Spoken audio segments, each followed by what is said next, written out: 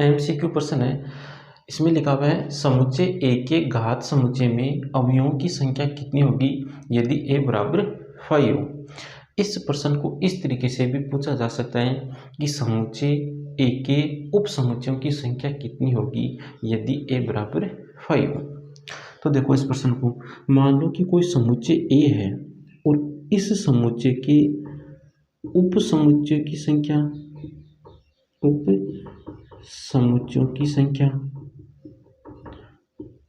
और इस समुच्चय के घात समुच्चय के अवयवों की संख्या, ये दोनों क्या होती है, बराबर होती है।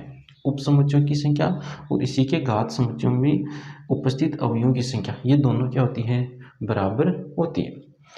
अब इस ए के उप समुच्चय या इसके घात समुच्चय में उपस्थित अवयवों की संख्या होगी कितनी, तो वो होती है 2 की घात n। n यहाँ पर क्या है, n यहाँ पर ए में उपस्थित अवयवों की संख्या है।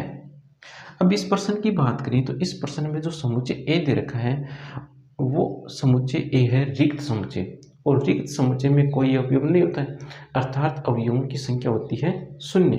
तो n का मान हो गया इस प्रश्न के लिए 0।